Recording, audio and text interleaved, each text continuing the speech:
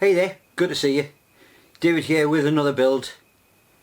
Grab yourself a cuppa, make yourself comfortable. Let's have a natter about a Dragon's Lair. Now, if you did come here specifically for the DMing part, the tips and tricks and how the terrain interacts with your game, unfortunately that is going to be in part 2. I did have to split this one, it was getting really long, it would have ended up as an epic bigger than Ben-Hur.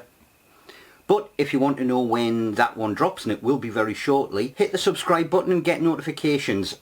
Honestly, it's not going to be that long. That being said, let's get on with the video proper. Now, I have been promising for a while to make a home for this little fella. And it has been, what, about over 3 months in the planning.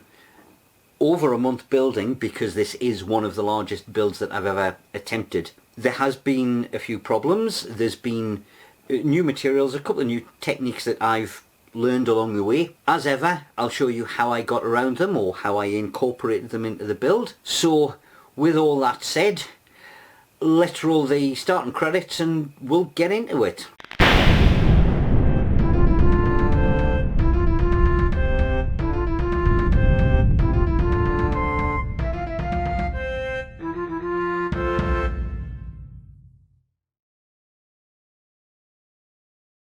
Now, the first thing that you should probably do is get a really clear picture in your mind of what you want your build to be, what you want it to look like. So for that, you need a planning session. Right, planning session. Let's have a piece of paper. We want a Dragon's Lair. I'm going to put it in a volcano because I want lava and I want it big. For the lava, the reason we're doing that is because it's got lighting, which means I need a battery compartment.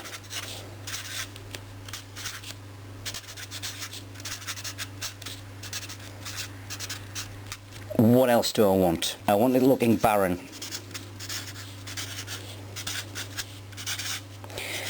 There's DM's reasons for that, which we'll go to later on in the video. In the crater, we need a cavern so that our dragon actually has a house. And I also want a nice sort of ledge out over the lava because that'll look really dramatic. And oh yeah, we need a way for the adventurers to get in, so we want a walkway of some kind just so they can get in there. Fresh piece of paper, let's have a sketch. Right, so volcano sides,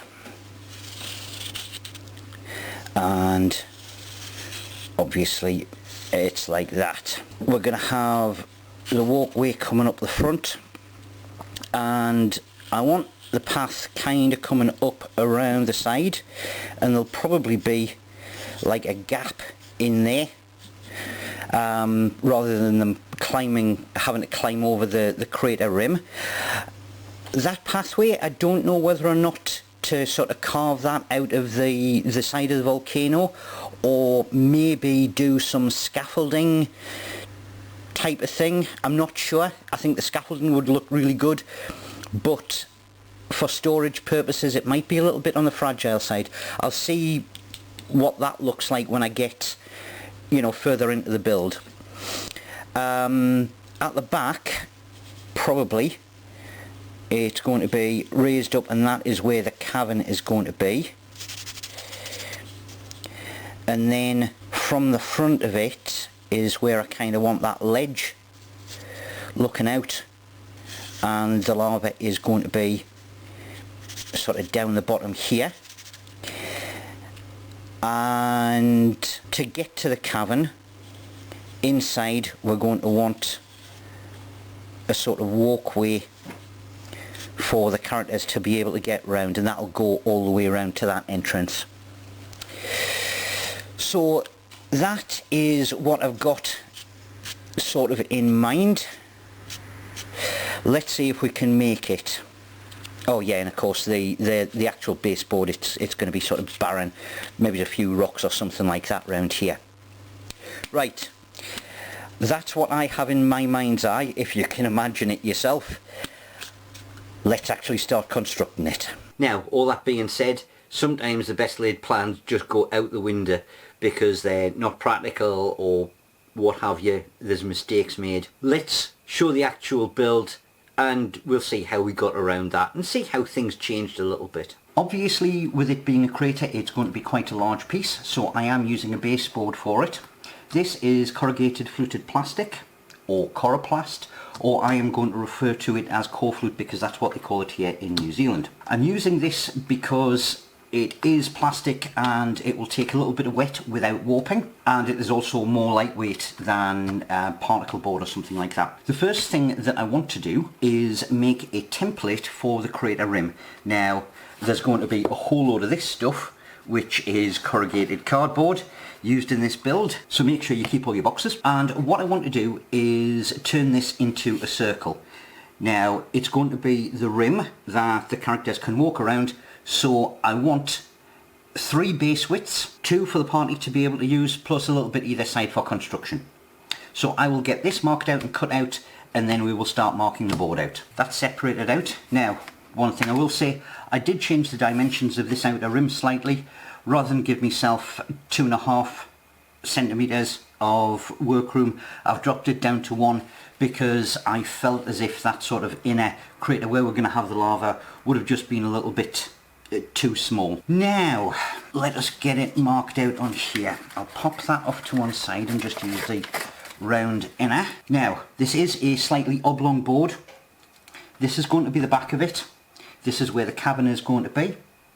And this is going to be where the approach path is. That's why I've left that a little bit longer. And that's why this is slightly offset. So, let us quickly go around there and mark that. Next thing I have is a piece of aluminium foil. Now, if your piece or your roll of aluminium foil is, you know, too small for however big you're going to be making your crater, you can piece it together. But I want to mark this out because I do want the working surface as flat as possible. And rather than a biro, I'm using a permanent marker. And then I'll get that cut out. Once that's done, I'm going to give this a quick sand, and I am going to use a school glue stick just to tack it down and make sure that it's nice and flat. We are using the aluminium foil basically as a reflective surface because there's going to be light in there and we want it all reflecting upward rather than being absorbed by the board. Time to start mounting the lights. Now, battery pack is going to go underneath the cabin, so that is going to be over there, and I'm just using hot glue and I'll get a wee bit of a run there and just get that cable in place. And with the lights themselves, I'm mounting them flat, I don't want them upright, and I'm just going to go around and make sure I get a good covering over all of that silver area. So I will crack on with that. Okay, we've got all the LEDs mounted and flat, and I have, you know, tacked down the cables a little bit just to keep them flatter because we don't want the piece to be too high. Now, because I am after more of a orangey red glow, this is gallery glass orange paint, and I'm just going to pop a dab over all of the LEDs like that, just to change down the colour from a bright white. Right, that looks like all of them, so I will let that dry for a little while. It becomes more translucent, and then I will get a expanded foam covering over the top of that. Woohoo! We have our first mistake of the new year. Unfortunately, probably due to the heat of the foam, this has warped really, really badly. As you can see, it's rocking around on there. So, what I should have done is actually, rather than do this straight onto the baseboard, I should have probably used our template, made it on there, so that's what you should do. And then, once it's cut down to size, that can just be mounted on the baseboard and everything built up around it. This is not unrecoverable. Yes, I'm going to lose the baseboard, but I can use the scrap for other projects. That's not a problem. What I will do is cut this back down to size so that we have the lava area, and then I will go and grab another baseboard and we will mount that and carry on with the rest of the volcano. So because that is going to be a large bit of work, I will get on with that right now. Okay, disaster averted. I've retrieved the lighting system and its topping foam, and we have a back panel for it. So essentially this is the stage you should be at if you had built it up purely on that template and it's all been flattened down and trimmed. I was just using a old kitchen knife for that because it doesn't need to be too, you know, regular, and the lights still work. Next thing to do, and you can use a craft knife for this or a file. I am going to be using my hot wire cutter, and we are going to be basically breaking this down just with some scoring to get it into sort of like larger blocks. Just start running through that and getting it down into channels. Alright, I'll get on with that and I will show you the finished product. Okay, so lots of carving done, loads of channels, some nice big lava blocks there. This is now going to go off for a couple of squirts of spray paint. It's going to be a red and then a black and then a grey, exactly the same way that I did the burning bones, just to get a little bit of colour on there, and I'm going to do that on the piece right now before I add anything else, because there's going to be other kinds of polystyrene added and they may melt with the paint. So I'll get that done and then we'll get a new baseboard and we'll get this mounted. Status update time. I've got a new baseboard, woohoo! And the lava pit, apart from the top covering of black, is done and ready to be mounted, but I'm not going to be doing that just yet. And as you can see, the lights are working. Works far better when it is a bit darker. Now, the next thing that I am going to do is make that ledge, which is going to be the sort of flight deck for the dragon's cavern. Now what I've got is some blocks of just polystyrene packing, and I'm going to assemble them a little bit like that and carve them out to shape, and if that is the lava, it will sit across like that, as per according to our plan. Now I am not going to fit it all together at the moment because I'm not going to mount this just yet, because there's other assembly for the crater walls to be done. So while I will carve them all to the right size, this piece I will leave off so that I can drop the lava into place. So let's mark some stuff out. This being the width of our walkway, and we can lose about that much off the back and then basically just shape that to size. Hot wire cutter time. Now with all of that carved out, that's kinda the way he's going to be sitting. Whoa! Alright, let's get this moved out of the way and get on to marking the next bit. Okay, time to start on the crater, and we need to mark some stuff out. Now, first thing to remember is that while we want it even at the sides, we do want a bit more at the back. Now we're going to make two walls out of card, and this is going to be the walkway on top. They are going to be on there like that. So I want to mark there, and I've done that on this side as well. And because that walkway does not come all the way around, I'm going to mark it there too.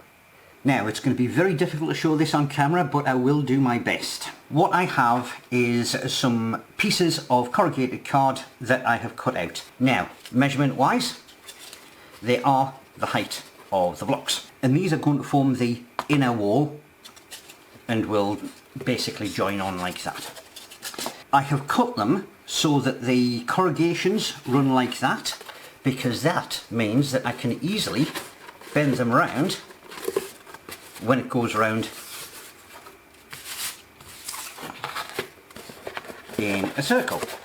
Okay, and it would have been more difficult doing it the other way. What we are now going to do is use hot glue to glue them on place onto the baseboard, and we are going to hope that we don't get the same issue with the board warping that we did when we used the expanded polystyrene. So I'm just going to pre-work a bit of a roll into that, make it a bit easier to go around, like so. And you see it's already standing up by itself. And then here goes with the hot glue, and I am moving it out past the marker line because I still do want that clearance to be able to drop the lava in place.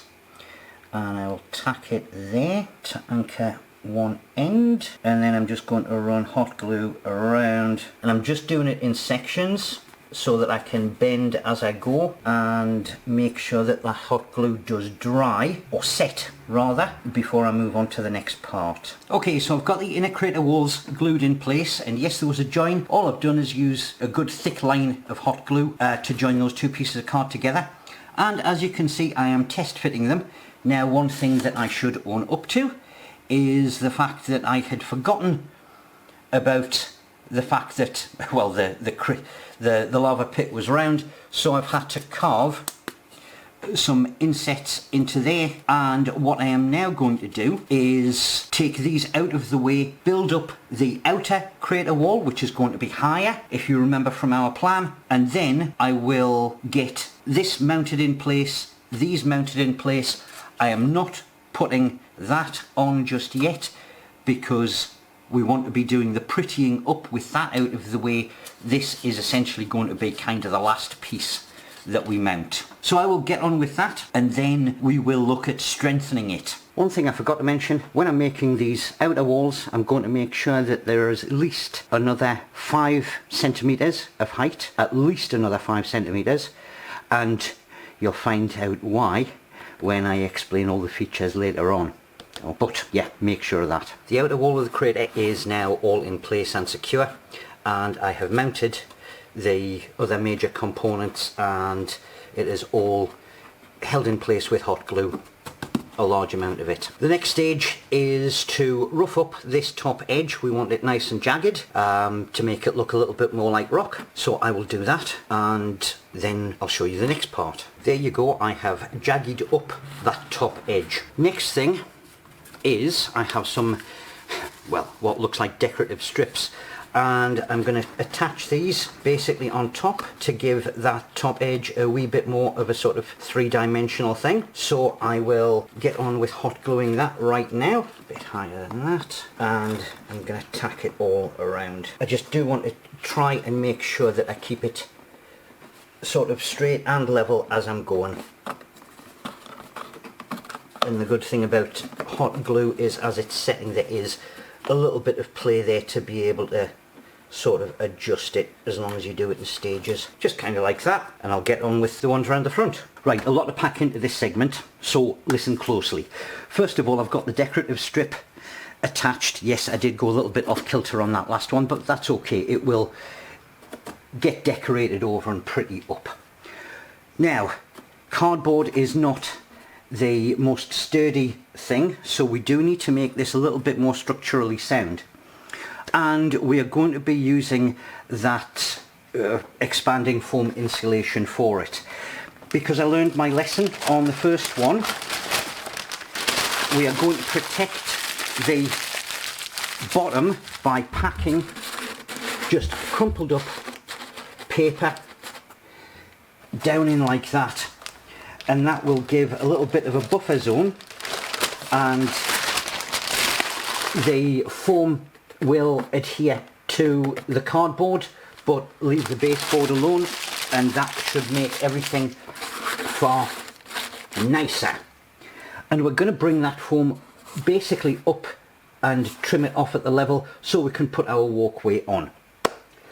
What else? Okay, because the foam expands, it's fine against this inner side, because that, those of you that know engineering, is an arch, and it won't take too kindly to being pressed out. However, that way, in the other direction, it does have every opportunity of warping. So what we need to do is buttress the outside, and for that I have simply got some long strips, and I've cut them so that the fluting of the cardboard runs that way to give us better structural integrity. And what we are going to do is get our hot glue gun. I'll just put a little bit of a fold in there like that. Tuck that under there like that, and then a fold at the bottom like that. Okay, so those supports do two things. One, yes, it is going to support this from being expanded outwards, but it is also giving us the outside shape of our volcano cone.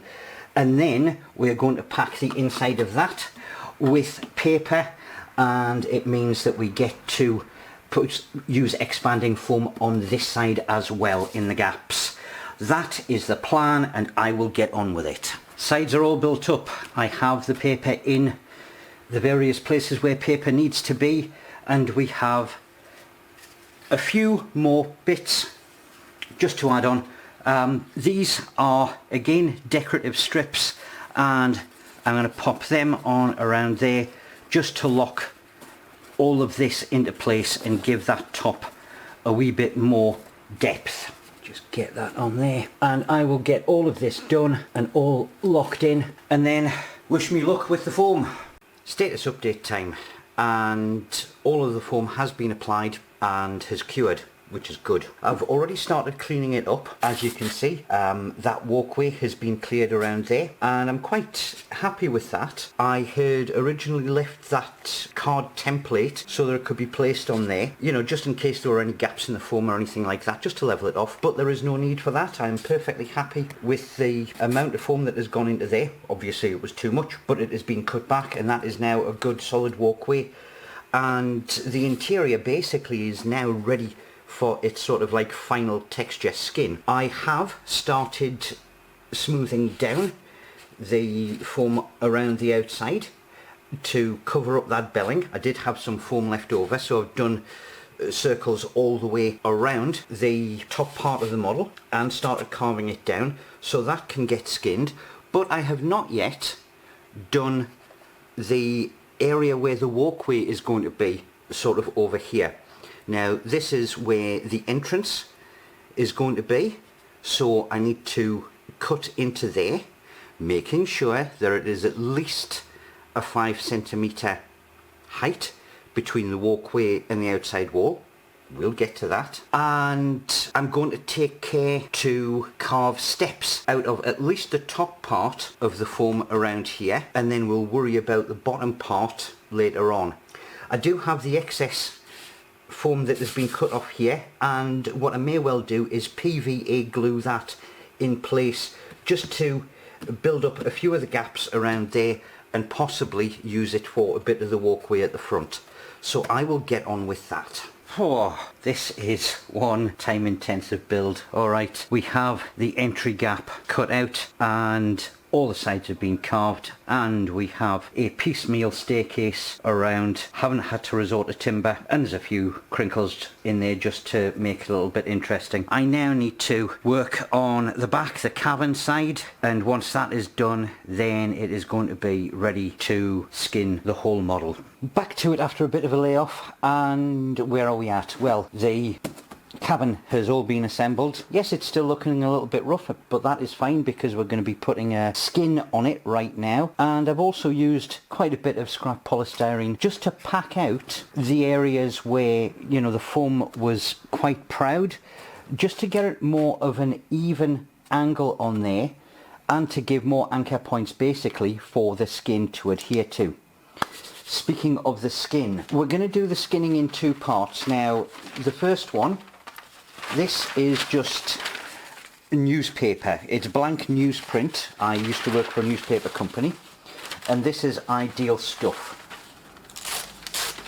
And this is wallpaper paste, and we are going to do a sort of a paper mache thing and get it all the way to the bottom and just kind of crumple it on a bit more to get it to stick down, and we're going to work all the way around getting a more even coating on top.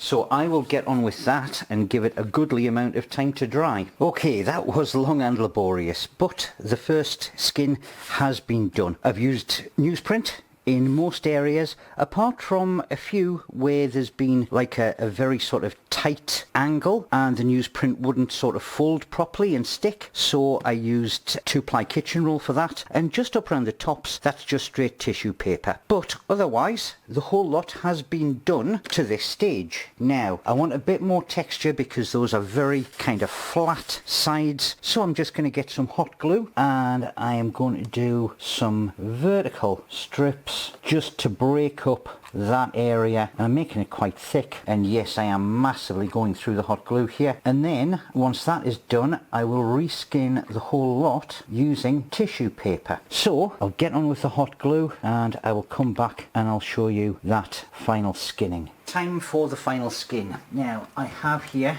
very watered down PVA with quite a bit of detergent in, and I am just brushing that all over an area of the model. Part of the reason why I also added the hot glue was because that paper was going to be getting soaked through again. Now this is just a normal household facial tissue, and I am popping that on like that, pressing it down and using a brush just to force it up and over the tops of the rocks there. Now it does need to be smoothed down, and we're going to use more glue for that, but because I want the texture to be in sort of a vertical pattern, I am making sure that I'm brushing from side to side. And it doesn't matter if it tears a little bit, because that just adds to the kind of texture that we're after, and of course it will pick up those areas of hot glue. Now the one thing we don't want are any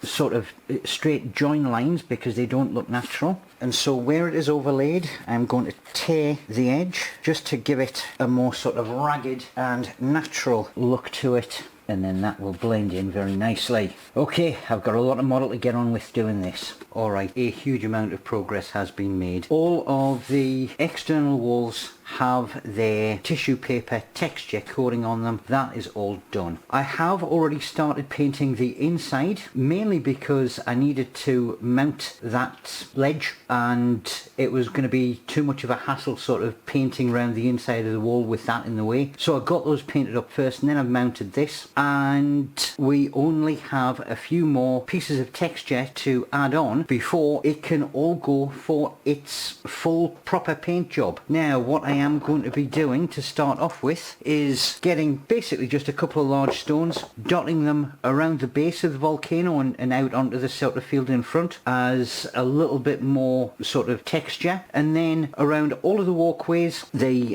pathway up the side and around the base, I'm going to be adding some straight sand for the most part, because I want it kind of flat, and then up around sort of the edges, kind of at the side of walls here and things like that. Then I'm going to be using builder sand just to make it a little bit better. Around the base of the volcano I may even go up to coral sand just to get those larger bits. So I will get on with doing that kind of thing right now.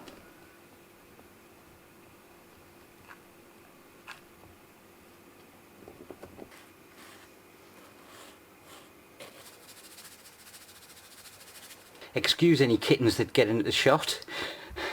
I have helpers. There you go. Come on out of the way, Saxon. Alright, so painting is almost complete. I love the way that the dry brush is sort of, you know, really giving it depth. But we have one final coat of paint to do. Now, what I have done is I have mixed up this. It is a little bit of acrylic green paint. I've added some PVA, a little bit of detergent, and an awful lot of water to make a wash coat. And I am going to liberally apply that over the whole model. In fact, I may need a wee bit more pigment than that.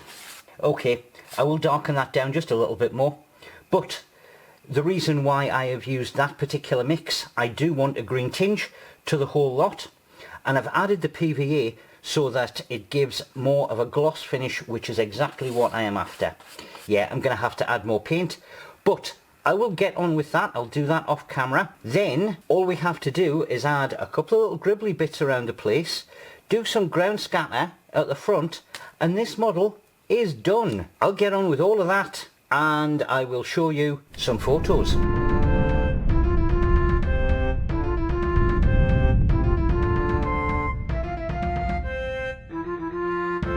So that's the build part covered off. That wraps it up for this video. Next one, which is going to be arriving very, very shortly, is going to cover off how your game is going to interact with that terrain and what nasty tricks we have up our sleeve for our players. So I'll see you guys real soon. Bye for now.